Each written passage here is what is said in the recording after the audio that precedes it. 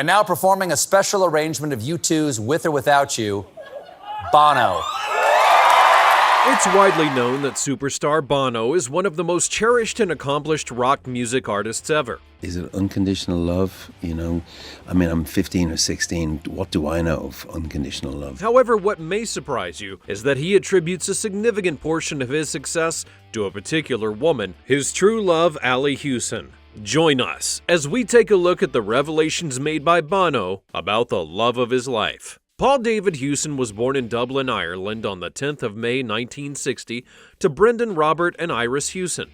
His father, Brendan, was a postal worker for much of his career, and Bono's mother was a homemaker who tragically died of a stroke when the singer was just 14 years old. Bono and his brother were raised by a single father from then on, mostly in a suburb of Dublin. Bono has famously recalled how his childhood was shaped by the death of his mother, his introduction to evangelical Christianity, and the adolescent friendships that would launch him into adulthood. After his mother's passing, Bono's family hid their feelings of grief behind anger and silence.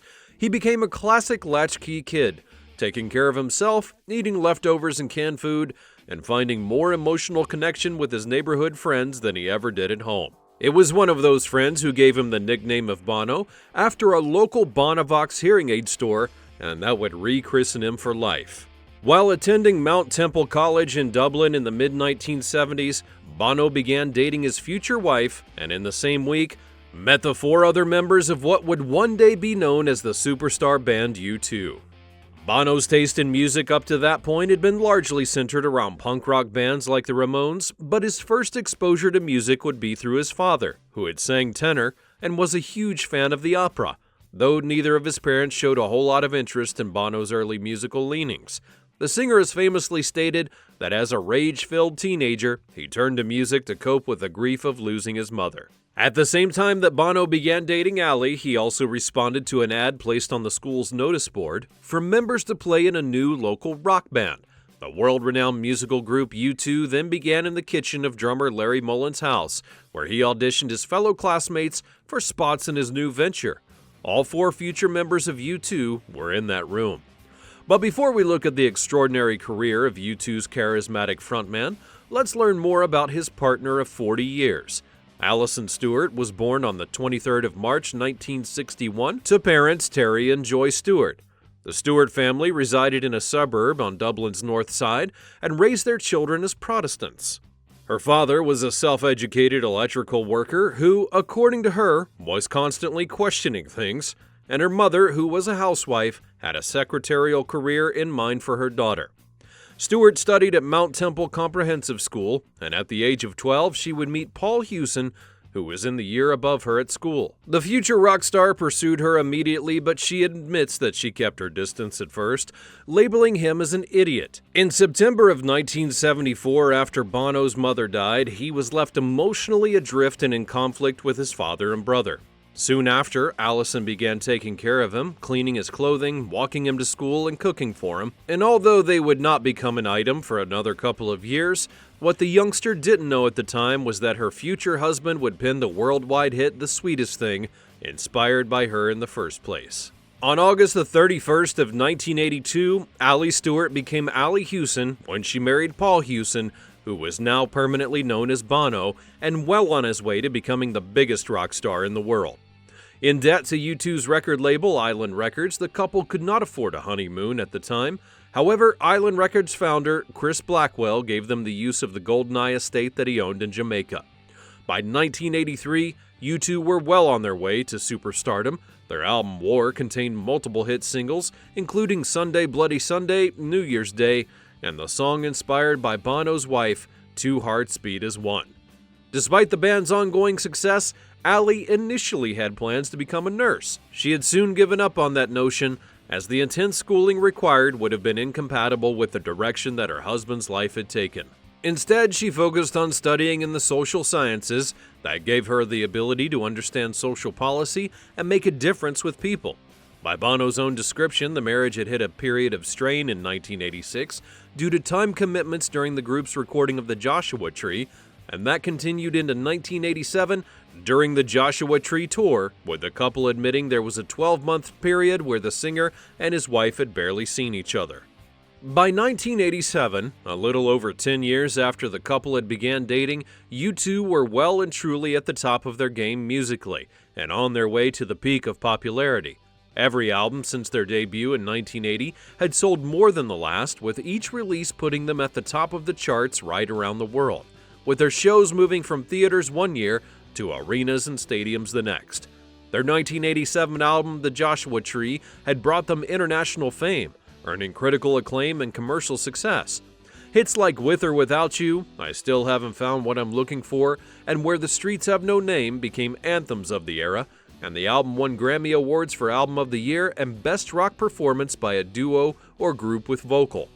In the 1990s, they experimented with new sounds and styles, most notably with albums Achtung Baby, Zooropa, and Pop.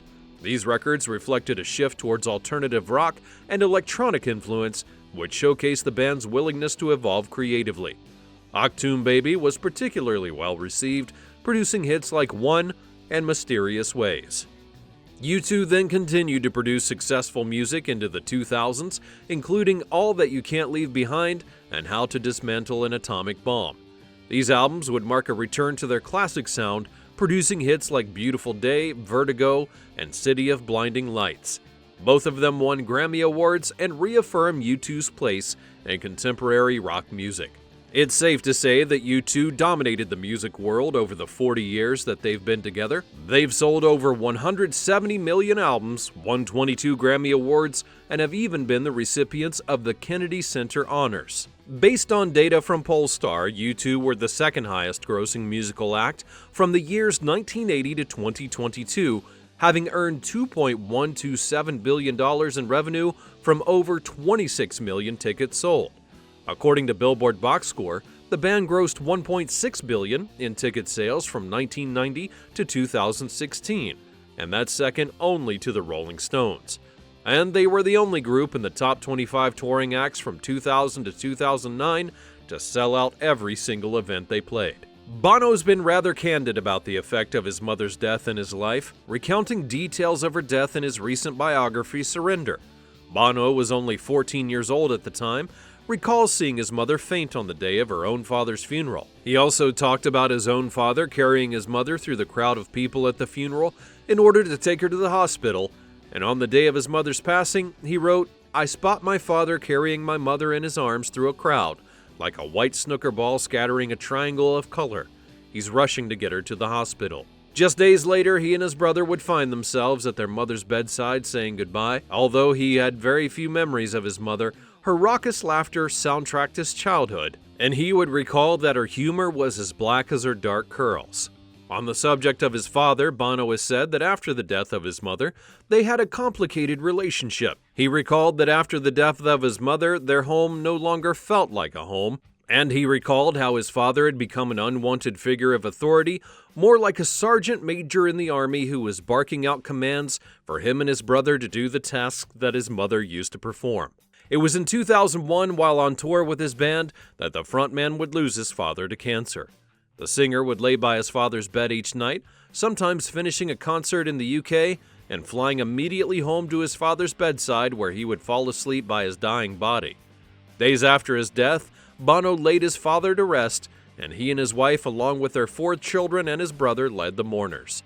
In speaking to People magazine about his 40-year-long marriage to his wife Ali, he said, "It is a grand madness about us, and there's something about knowing that you're going against the odds. But I would say, if you ask me seriously, friendship can outpace romantic love, and friendship is what myself and Ali have. When you have romantic love and friendship, that's really something special."